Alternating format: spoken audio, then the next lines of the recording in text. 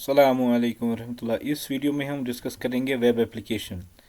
Web application क्या होती है? ये ऐसी एप्लीकेशन होती है या सॉफ्टवेयर होता है या ऐप होता है जो एक सर्वर पे अवेलेबल होता है, फिर जाके यूज़र्स के साथ कनेक्ट होते हैं और वो यूज़र्स उस ऐप सॉफ्टवेयर या जो भी उस पर होगा, फाइल होगी, ऑडियो होगा, वीडियो होगा, वो उसको एक्सेस कर सकते हैं और उसको इस्तेमाल कर सकते हैं bye connecting using the internet facility. ठीक है। तो इसका मतलब है कि वेब सर्वर जो हमसे दूर होता है, पता नहीं वो कहाँ पर है, यूज़र को पता नहीं होता, लेकिन वो सॉफ्टवेयर जो उस सर्वर पे होगा, उसको, एप्लीकेशन को, उस पैकेज को, जो भी उधर होगा, उसको अपने मोबाइल पे, लैपटॉप पे, डेस्कटॉप पे खोल के उसको देख सकता है या उसको यूज़ कर सकता है। तो अगर डॉक्यूमेंट की बात है तो वेब ब्राउज़र के ज़रिए से, जैसे क्रोम हम चलाते हैं, तो क्या होता है कि हम, हमारा जो कनेक्शन होता है इंटरनेट के ज़रिए उस सर्वर के साथ होता है, फिर जाके वहाँ से फाइल आके हमारी स्क्रीन पे आती है। कहाँ से आती है? एक एक सर्वर से आती है, वो एप्लीकेशन वहाँ से आती है और हमारे सिस्टम में ओपन होके चलती है। तो ऐसे एप्लीकेशन, ऐसी फाइल, ऐसे प्रोग्राम को हम बोलते हैं web application. So web application is an application program that is usually stored on remote server and users can access it. ठीक है। तो यूज़र उसको एक्सेस कर सकते हैं जब कनेक्ट होता है इंटरनेट से, जिसको हम बोलते हैं वेब ब्राउज़र से। जैसे Chrome is one of the web browser, जिसके ज़रिए से हम कोई भी वेब एप्लीकेशन जो रिमोट सर्वर पे होती है उसको हम यूज़ और इस्तेमाल कर सकते हैं। अब वेब एप्लीकेशन की बेनिफिट्स क्या है? मल्टीपल यूज़र्स कैन एक्सेस, बहुत सारे यूज़र जो है इंटरनेट कनेक्शन के बाद हम उस वेब एप्लीकेशन को इस्तेमाल कर सकते हैं। उस एप्लीकेशन को आपको इंस्टॉल करने की ज़रूरत नहीं है। ठीक है। और जो यूज़र्स है वो किसी भी डिवाइस के ज़रिए से उस एप्लीकेशन को इस्तेमाल कर सकते हैं। जैसे उसके पास डेस्कटॉप होगा, लैपटॉप होगा, मोबाइल होगा या टैब होगा, जो भी डिवाइस उसके पास हो, उसके ज़रिए से वो उसको एक्सेस और ओपन और इस्तेमाल कर सकता है।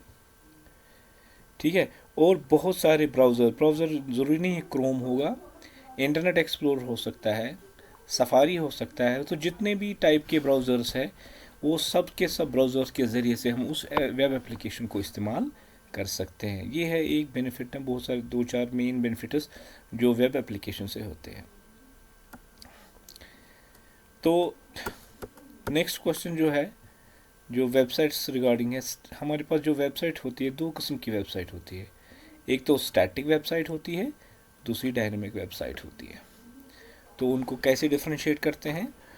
तो पहला होगा मेंटेनेंस। जो सबसे ज़्यादा मेंटेनेंस, अगर कोई उसको अपग्रेडेशन करनी होगी या कोई और इन्वॉल्वमेंट होगा, तो सबसे ज़्यादा cost dynamic type of websites को हो जाता है, वाइल स्टैटिक, क्योंकि स्टैटिक में उतना इस्तेमाल नहीं होता, क्योंकि जो कंटेंट्स उस पेज पे होंगे वो सब यूज़र्स को सेम कंटेंट्स डिस्प्ले हो जाते हैं।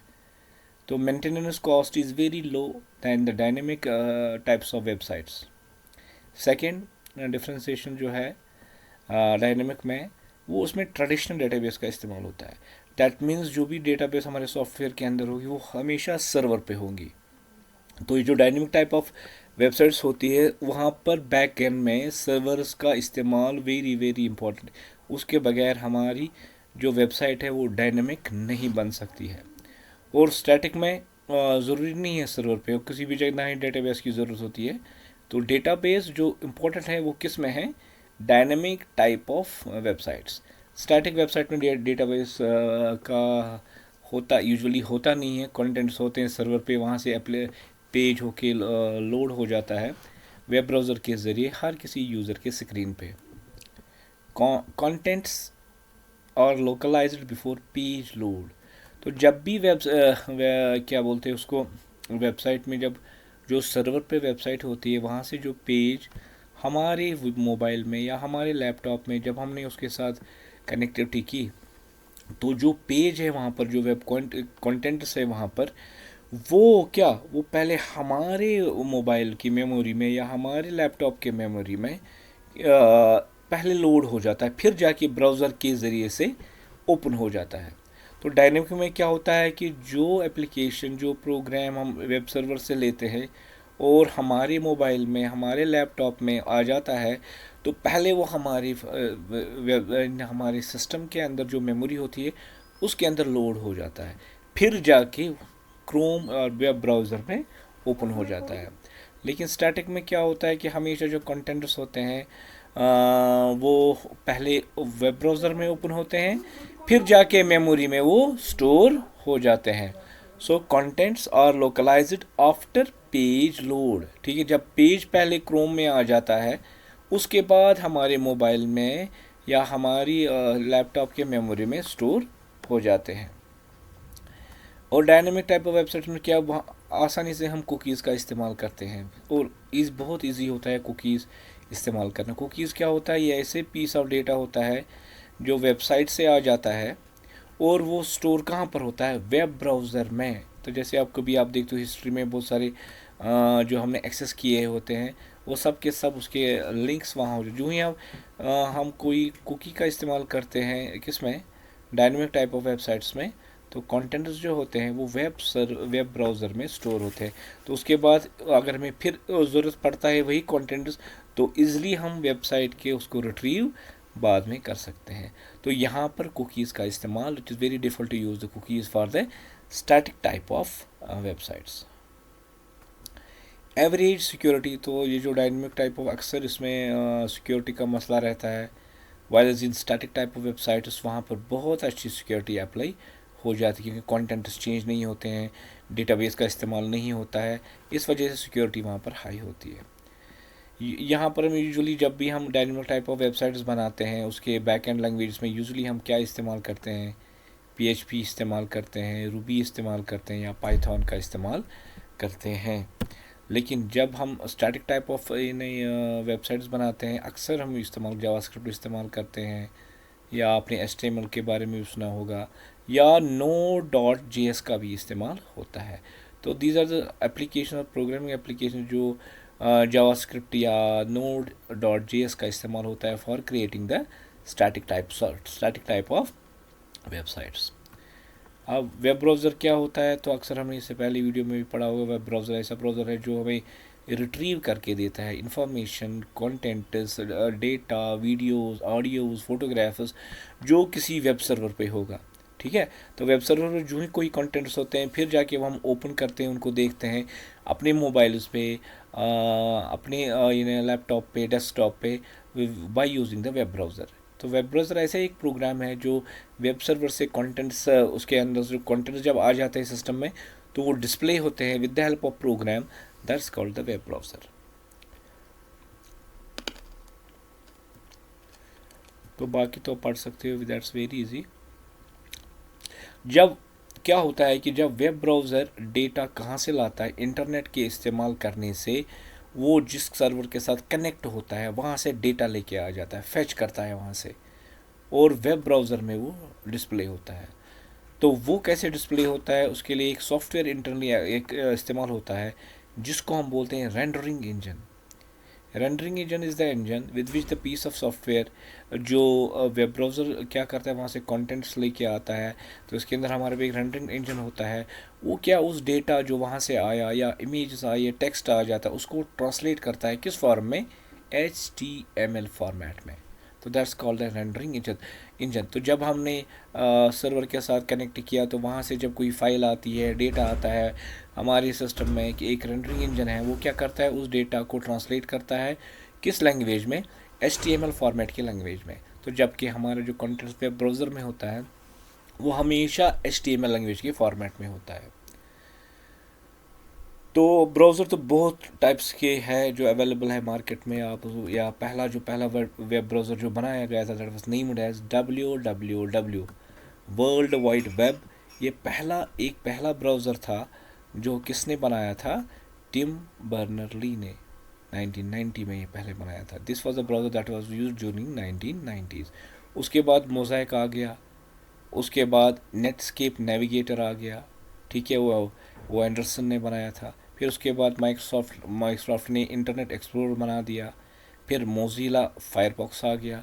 फिर एप्पल वालों ने भी एक ब्राउज़र बनाया जिसका नाम सफारी है। तो आजकल जो आम बहुत इस्तेमाल होता है that is the Chrome. So these are the some of the browser types जो हम इस्तेमाल करते हैं browsing the contents that those contents that comes from the web server. Web server जितने भी कंटेंट्स जो हमारे सिस्टम में ओपन होते हैं, डिस्प्ले होते हैं, वो सब के सब ब्राउज़र में ओपन होते हैं। तो आजकल जो हम अक्सर इस्तेमाल करते हैं that is the Chrome, that is the Chrome web browser. उसके बाद क्वेश्चन आ जाता है यूजेस ऑफ इंटरनेट। ईमेल का इस्तेमाल करते हैं इंटरनेट के ज़रिए से, रिसर्च का इस्तेमाल करते हैं, हम फाइल्स को डाउनलोड करते हैं, सो डाउनलोडिंग फाइल्स का इस्तेमाल होता है इंटरनेट के। तो डिस्कशन ग्रुप्स होता है बाय यूजिंग द इंटरनेट, या इंटरेक्टिव गेम्स हम प्ले करते हैं by using the internet. So education and self improvement का भी इंटरनेट के ज़रिए से हम कर सकते हैं, या इलेक्ट्रॉनिक न्यूज़पेपर्स या मैगजीन्स को भी हम रीड करते हैं बाय यूजिंग द, या जॉब सर्च हो जाता है, या ऑनलाइन शॉपिंग भी होता है। These are some of the use of the internet. तो इससे पहले हमने पढ़ा था स्टैटिक वेबसाइट क्या होती है और डायनेमिक वेबसाइट क्या होती है। स्टैटिक वेबसाइट वो होती है जो चेंज नहीं होती है, हर कोई यूज़र उसके वेबसाइट पे, जैसे उसकी वेबसाइट जो इन्फॉर्मेशन आती है वो सबको सब सेम आती है। जैसे फॉर एग्जांपल हमारी स्कूल की मेन वेबसाइट है, उसमें जो कंटेंट्स होते हैं स्कूल का, फॉर एग्जांपल कोई नोटिफिकेशन कल के निकलेगी, कल फॉर एग्जांपल आपको ये ना एग्जामिनेशन होगा, इतने टाइम पे स्टार्ट होगा, पेपर इस टाइप होगा, तो उसके बाद इस दिन रिज़ल्ट हो जाएगा, तो फिर पेरेंट्स टीचर मीटिंग इस दिन होगी। तो ये जो इन्फॉर्मेशन है ये सब स्टूडेंटों के स्क्रीन पे आ जाता है। तो same message is sent to the all the users using accessing that website. ठीक है, तो ऐसी वेबसाइट जो जिसकी इन्फॉर्मेशन सेम रहती है हर किसी यूज़र के लिए जो भी इस्तेमाल उसको करता है। So that's called the static website. A static website is delivered to the user exactly the way it is stored. तो उसमें कोई चेंज नहीं होती है, जैसे कंटेंट्स उसके अंदर स्टोर होते हैं वैसे ही हर किसी के स्क्रीन पे आ जाते हैं। That means nothing on the page will change by the user, ना ही यूज़र उस पर कोई चेंज कर सकता है और even the site administrator unless there is a redesign of the site. फिर अगर फिर पैर से वो नया चेंज करेगा, पूरा डिज़ाइन करेगा, तब जाके, लेकिन डिज़ाइन के बाद भी सेम इंफॉर्मेशन हर किसी यूज़र को मिल जाती है। तो ये स्टैटिक वेबसाइट बनाने के लिए हम प्रोग्रामिंग का बहुत इस्तेमाल करते हैं। HTML, CSS या जावास्क्रिप्ट, इन लैंग्वेजों को इस्तेमाल करने से we can create the static type of website. ठीक है, इसका अपोजिट है डायनेमिक वेबसाइट। डायनेमिक वेबसाइट ये होती है जो इसके हर कोई पेज हर किसी यूज़र के लिए डिफरेंट होता है। जैसे हम फेसबुक की बात करेंगे, जो भी लॉगिन करता है, साइन इन करता है, हर किसी फेसबुक यूज़र के कंटेंट्स डिफरेंट होते हैं। सो डायनेमिकली दैट गेट्स चेंज्ड। तो उसके बैकग्राउंड में अक्सर क्या होता है, डेटाबेस, सर्वर के अंदर डेटाबेस होते हैं, उसके अगेंस्ट जो भी कंटेंट्स उसके अंदर स्टोर होते हैं, हर यूज़र के अपने अपने कंटेंट्स डिफरेंट होते हैं। जैसे एक के अपनी फ़ोटोग्राफ्स या एक के अपने वीडियोस, तो जो यूज़र उसमें लॉगिन करता है उसको उसी टाइप के यूज़र से कंटेंट्स मिल जाते हैं। So such type of website is called the dynamic website. So dynamic website और dynamic web page contains information that changes depending on the viewer, कौन सा कोई क्या इस्तेमाल करता है, या टाइम, किस टाइम पर उसने एक्सेस किया, या टाइम जोन, जैसे अमेरिका में, इंडिया में, सऊदी अरेबिया में, जापान में, अलग अलग टाइम जोन लोकेशन की वजह से उसके कंटेंट्स चेंज हो जाते हैं। जैसे वेदर रिपोर्ट है, अगर जापान वाला वेदर रिपोर्ट तो उसके अपने कंटेंट्स आ जाएंगे। जैसे इंडिया में देखेगा वेदर रिपोर्ट तो उसको अपनी कंटेंट्स आ जाएगी। तो all the contents are different for every user. Such type of website is called the dynamic type of website. एक क्वेश्चन आता है इंटरनेट और www में क्या फ़र्क है। दुनिया भर का जो ये इंटरनेट है, global internet, information super highway भी इसको बोलते हैं। तो दुनिया भर का ये जो इंटरनेट है इसको हम बोलते हैं, और इसमें लैन आता है, मैन आता है, वैन आता है, दुनिया भर के जितने भी नेटवर्क्स हैं, and it has a global name that's called the internet. तो www वर्ल्ड वाइड वेब क्या होता है, तो वो वेब होता है दुनिया भर के जितने भी डॉक्यूमेंट्स हैं वर्ल्ड वाइड, जितने भी वेब पेजेस है, जितने भी वेब लिंक्स है जिसमें डॉक्यूमेंट का खाली मतलब है, तो that's called www world wide web. उसको कहते हैं जो दुनिया भर के डॉक्यूमेंट्स, जितने भी आपस में अवेलेबल लिंक्ड है उन सब को एक कैटेगरी में डाला जाता है, that's called W. So W is a part of the internet. Internet में सर्वर्स आते हैं, राउटर्स आते हैं, इंटरनेट कनेक्शंस आते हैं, डॉक्यूमेंट्स आते हैं, वो सब के सब उसमें। लेकिन डॉक्यूमेंट जो लिंक्ड है वर्ल्ड वाइड, उनको अलग से हम अलग ग्रुप में डालते हैं, अलग नाम देते हैं, that's called W, world wide web. So WWW stands for the World Wide Web. Internet is a means of connecting a computer to any other computer anywhere in the world. दुनिया भर में जो भी कंप्यूटर आपस में linked है, वो सब के सब दुनिया भर के जितने भी डिवाइसेस लिंक्ड है उनको हम इंटरनेट में जोड़ते हैं। So World Wide Web is a collection of information, that means data. So WWW World Wide Web it's related only with the data, जिसको हम डॉक्यूमेंट भी बोलते हैं या वेब पेजेस भी बोलते हैं, which are accessed via the internet. Which are accessed via the internet. Internet के ज़रिए हम उन डॉक्यूमेंट को एक्सेस कर। So W is one of the part of the internet. Internet can be viewed as a big book store, ठीक है। सो एक book store है बड़ा, जिसमें सारे दुनिया भर के बुक्स है। उसमें जो एक बुक है, जितने भी डॉ है उनको as a collection of books on that store, ठीक है। बुक्स के बारे में जैसे उस स्टोर में रैक्स आते हैं, फ्लोर आते हैं, कीज़ आते हैं, लॉक्स आते हैं, वो सब के सब पार्ट है इंटरनेट के। लेकिन उस लॉकर में एक बुक्स भी है, तो books are here called the W documents, ठीक है। इंटरनेट में जितने भी डॉक्यूमेंट रिलेटेड है वो सब के सब डब्ल्यू में आते हैं। Internet is a super set, so it is a main set of W, right. So W is a subset of the internet, एक हिस्सा है इंटरनेट का जिसको हम डब्ल्यू कहते हैं। तो पहला जो इंटरनेट बन गया that was named as ARPANET. लेकिन डब्ल्यू जो है इसका पहला नाम, उसके बाद डब्ल्यू पड़ गया, उससे पहले NSF नेट इसको बोला जाता था। तो इंटरनेट में जो भी आपको एक्सेस करना है, कोई भी चीज़, आपको IP एड्रेस उसका पता होना चाहिए। तो यहाँ पर जो डब्ल्यू दुनिया भर में जो कोई भी डॉक्यूमेंट, जो कोई भी वेब पेज आपको एक्सेस करना होगा, उसके लिए HTTP का इस्तेमाल होता है। हाइपर टेक्स्ट ट्रांसफ़र प्रोटोकॉल के ज़रिए से दुनिया भर में जितने भी वेब पेजेस है, वेबसाइट्स है, उनको हम इसके ज़रिए से एक्सेस कर सकते हैं। So this is the difference between the internet and the W. Web server हमने डिस्कस किया। तो अगर हमने कोई सिस्टम या कोई हम चाहते हैं कि हमारा एक वेब सर्वर बन जाए, तो उसमें एक सॉफ्टवेयर होना चाहिए, that's called web server software. So web server software डालने से हमारा एक सिस्टम वेब सर्वर बन सकता है। क्या क्या इस्तेमाल, कौन कौन सा सॉफ्टवेयर, या जिग्सा, अगर हमने ये सॉफ्टवेयर अपने सर्वर पे डाल दिया तब जाके वो वेब सर्वर बन सकता है। उसका मतलब क्या है, फिर कोई भी क्लाइंट उसके साथ कनेक्ट होने के बाद जो सर्वर के अंदर डॉक्यूमेंट्स होंगे या रिसोर्स होंगे, वो उसको इस्तेमाल या यूज़ कर सकता है। So Jigsaw is one of the software जिसके ज़रिए से हम एक सिस्टम को वेब सर्वर बना सकते हैं। या लाइट TPD दूसरा है, इसके ज़रिए से भी हम एक सर्वर को वेब सर्वर में तब्दील कर सकते हैं। अपाची, ठीक है, Apache is another web server program जिसके ज़रिए से एक हम सिस्टम को वेब सर्वर बना सकते हैं। So these are the 3 types of web server software with which we can create और we can convert one system into the web server, Jigsaw, light, TPD या अपाची।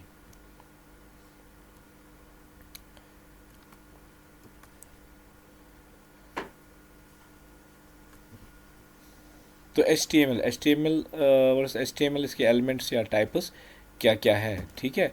HTML एक markup language है जिसके ज़रिए से हम वेब पेज को design कर सकते हैं या बना सकते हैं। बाकी तो आप इसमें पढ़ सकते हो, ऑलरेडी पिछली वीडियो में मैंने आपको पढ़ाया था।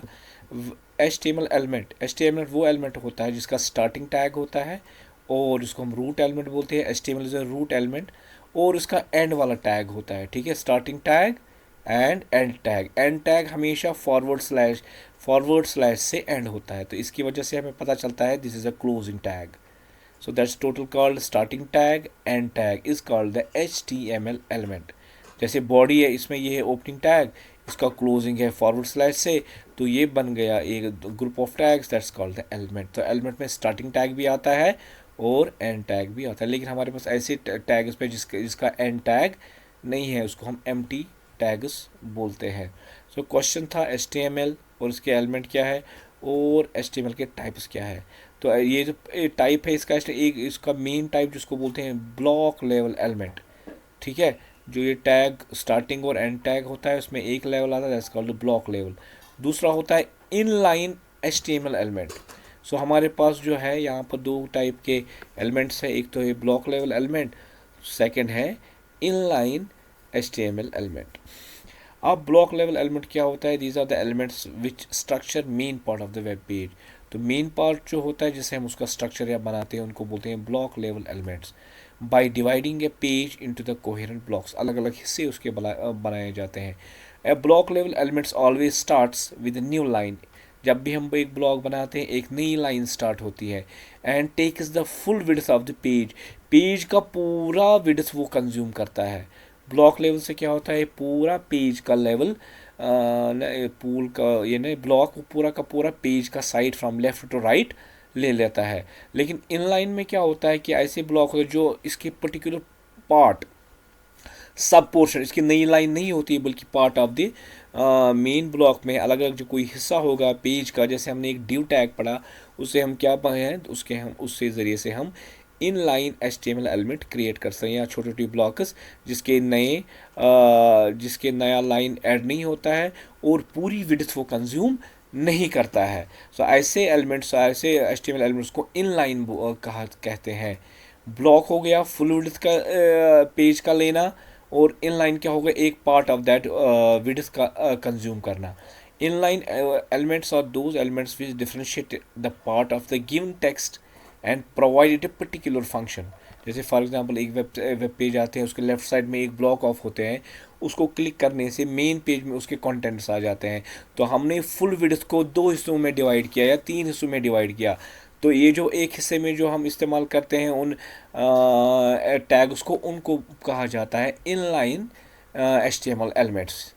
लेकिन जो पूरा का पूरा एक विड्थ ये HTML में लेता है, उसमें फर्दर कोई सेक्शन नहीं होता है, उसको बताया जाता है ब्लॉक लेवल एलिमेंट्स, जिसमें एक डिवीजन भी आता है, उसमें एक फुल ब्लॉक लेता है, फिर जाके उसमें छोटे छोटे हिस्से किए जाते हैं, या H1 हेडिंग ली जाती है, या हेडर का इस्तेमाल होता है, टैग का हॉरिजॉन्टल इस्तेमाल होता है, या पैराग्राफ होता है, या टेबल का इस्तेमाल होता है।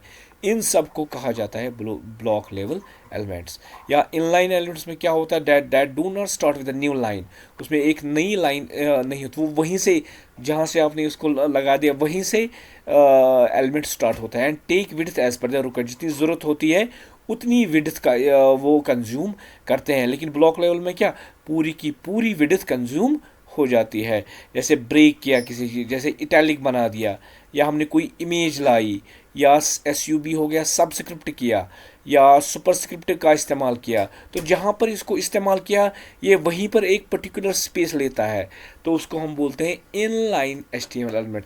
तो जहाँ पर उसको इस्तेमाल किया जाता है वहीं का वहीं वो अपनी अपीयरेंस डिस्प्ले करता है और पूरी विड्थ को इस्तेमाल नहीं करता है। जैसे हमने डिव का इस्तेमाल किया, डिव मतलब एक पूरी लाइन को ले लेगा, फिर जाके आप उसको फर्दर डिविजन्स कर सकते हैं। तो बेसिकली HTML के हमारे पास दो टाइप के होते हैं, एक तो ब्लॉक लेवल एलिमेंट होते हैं और दूसरे इन लाइन एलिमेंट होते हैं। जैसे इंटरनेट, इंट्रानेट और एक्स्ट्रानेट। डिफरेंशिएट, पिछली बार ये आया था question, differentiate between internet, intranet and extranet. Internet हो गया ग्लोबल सिस्टम, ठीक है। इंट्रानेट वो हो गया जैसे हमें स्कूल के अंदर हमारा नेटवर्क है, लैब में नेटवर्क है, उसको बोलते हैं intranet, with in A building only, उसके बगैर उसका कोई एक्सेस नहीं कर सकता है। एक्स्ट्रानेट, एक्स्ट्रानेट होगा जी, इसकी एग्जांपल क्या मैं समझाऊँ आपको? बैंक में आप देखो एक अपनी ऑर्गेनाइज, जैसे ना ये JK बैंक है, उसमें एक ब्रांच है, और आप देखो इसके स्टेक होल्डर जो बाहर से भी उसको एक्सेस करते हैं और अपना उस नेटवर्क को इस्तेमाल करते हैं, that's called the extranet. So it is a global system, internet उसको कहते हैं। It is a private network system, that's called internet. ये एक्स्ट्रानेट भी एक प्राइवेट ही नेटवर्क होता है, that uses the public network, जो बाहर का नेटवर्क, जो इंटरनेट और एक्स्ट्रानेट आपस में इस्तेमाल होता है। तो जब हमने internet is a public network जो हर कोई इस्तेमाल करता है, उसके ज़रिए से भी हम एक नेटवर्क को इस्तेमाल कर सकते हैं, जैसे बैंक का नेटवर्क है या कोई ऑफिस का अपना नेटवर्क है, उसको एक्सटर्नली हम इस्तेमाल करते हैं, तो उसको that's why is called extranet. बाहर से एक प्राइवेट, बाहर से किसी पब्लिक नेटवर्क को हम इंटरनेट को इस्तेमाल करके हम एक प्राइवेट नेटवर्क को इस्तेमाल कर सकते हैं और इस्तेमाल और यूज़ कर सकते हैं। सबसे बड़ा network that's called internet, it is the largest network. Smallest is called intranet, that's called small network. लेकिन जो extra network, the number of devices connected is comparable with the intranet. जैसे इंटरनेट होता है, इंट्रानेट होता है, ये भी ऐसा होता है, लेकिन इसमें क्या एडिशनल है, बाहर से पब्लिकली बाहर से भी उस नेटवर्क को इस्तेमाल कर सकते हैं। So bank is the example of the extranet. It's owned by no one, internet किसी का नहीं है, उसमें बहुत सारे दुनिया भर के जितने उन सब का ये इंटरनेट होता है।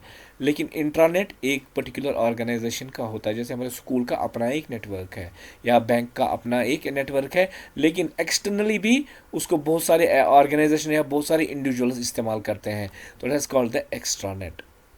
It means sharing of information through out the world, that's called the internet. It means sharing of sensitive information throughout the उसी ऑर्गेनाइजेशन के अंदर वो इंफॉर्मेशन शेयर होती है। तो it means the sharing of information between members and the external members. Organisation के अपने members भी शेयर करते हैं और बाहर के लोग भी उसको इस्तेमाल कर सकते हैं। User can access internet enormously. User should have a valid user name and password, ठीक है। तो इसके इंटरनेट में वैलिड पासवर्ड और यूज़र नेम का इस्तेमाल होता है। तो यहाँ पर भी एक्स्ट्रानेट के लिए भी यूज़र एंड पासवर्ड का इस्तेमाल होता है। तो उसके बाद कुछ प्रोटोकॉल्स है, जैसे हम चैटिंग करते हैं, ऑनलाइन चैटिंग करते हैं, तो ये कैसे इसके बैकग्राउंड में एक प्रोटोकॉल होता है या प्रोग्राम होता है जिसको IRC कहा जाता है, इंटरनेट रिले चैट। तो इसके ज़रिए से हम सोशल नेटवर्किंग में चैटिंग कर सकते हैं। तो डेट वॉज डेवलप्ड इन 1988। उसके बाद पॉप थ्रू और एक प्रोटोकॉल है जिसके ज़रिए से हमारा जो ईमेल अकाउंट होता है वो रिसीव करता है ईमेल्स। तो receiving the emails from any wire for any user that's done by और executed by the POP3 post office protocol, ठीक है। SMTP is another protocol. ये क्या करता है, जैसे हम कहते हैं सेंड मेल करते हैं, तो SMTP is a software is a protocol जिसके ज़रिए से हमारा मेल किसी और यूज़र को सेंड हो जाता है। तो रिसीव करने के लिए मेल हमारे पास POP3 का इस्तेमाल होता है और किसी को ईमेल भेजने के लिए हम SMTP का इस्तेमाल करते हैं, ठीक है। सो W3C ये भी आया था टर्म डिफाइन करने के लिए। W3 इसका मतलब है WWW, दैट्स वाई कि W3 is written there, and C means consortium, world wide web consortium, ठीक है। ये एक मेन इंटरनेशनल ऑर्गेनाइजेशन जो पूरे इस वर्ल्ड WWW वर्ल्ड वेब को की देख रेख करता है, इसके लिए सारे रूल सेट करता है। That organisation is known as W3C।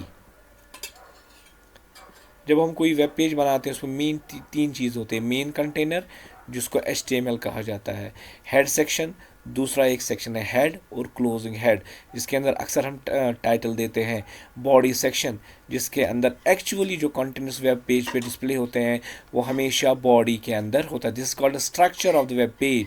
अक्सर ये क्वेश्चन एग्जाम में पूछा जाता है, define the structure of the web page. So HTML, then head, title, head, body, body,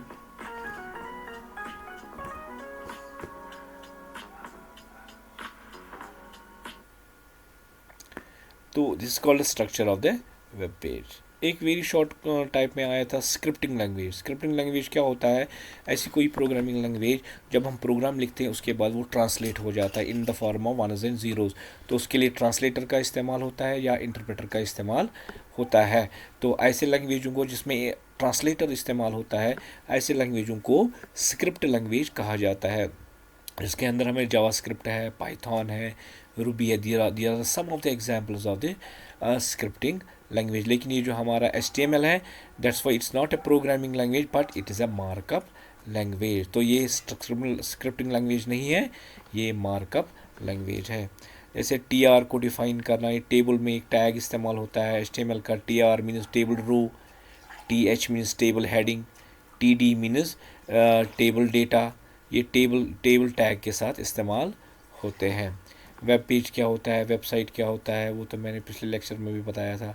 image कैसे ऐड की जाती है उसके लिए IMG टैग का इस्तेमाल होता है। या कोई हमें लिंकिंग करना होगा, अगर हमें टेक्स्ट, जैसे आप वेब पेज में देखते हो कि टेक्स्ट में कि वो ब्लू कलर का होता है, उस पर क्लिक करते हो वो किसी और जगह लेके चला जाता है, तो that's called the anchor tag. So anchor tag हम क्या बनाते हैं, क्लिकेबल टेक्स्ट बनाते हैं या क्लिकेबल इमेजेस बनाते हैं। उस इमेज छोटे आइकन को हम क्लिक करते हैं या इमेज को हम क्लिकल बनाते हैं, उसकी वजह से हम दूसरे पेज के साथ लिंक होते हैं। So anchor tag is used for linking the image and text. उसके लिए एक टैग है that's called a tag. A tag is called the anchor tag, आप उसको पढ़ सकते हो। अच्छा, HTML टेबल में एक हमारा है कॉल स्पैन या रो स्पैन। तो हम क्या करते हैं, अगर हमारे पास रो होता है या कॉलम होता है, जैसे फॉर एग्जांपल मैं एक टेबल यहाँ पर बनाता हूँ, तो इंसर्ट टेबल कर रहे हैं, तो एक टेबल आता है। जैसे फॉर इन दो सेलों को मुझे कंबाइन करना है, इस कॉलम और इस कॉलम को कंबाइन करना है, तो हम फॉर एग्जांपल मैं क्या करूँगा, राइट क्लिक मर्ज सेल्स, तो यह अब क्या ये एक ही कॉलम बन गया। सो ठीक है, दैट्स कॉल्ड कॉल स्पैन। या दो रोज को हम इकट्ठे कर सकते हैं, राइट क्लिक, तो इसको मर्ज सेल, तो ये रो एक ही बन गया। So this is called column span and this called the row span. तो यहाँ पर डेफिनेशन मैंने लिखी हुई है, आप उसको समझ सकते हो। Ordered and unordered list. Ordered and unordered list में क्या होता है, हम पॉइंट्स में अपने डॉक्यूमेंट में पॉइंट्स का इस्तेमाल करते हैं, जैसे point number 1, point number 2, point number 3, point number 4। So या point number A, point number B, point number C, point number D, या रोमन में लिखते हैं I2, I3, IV, V।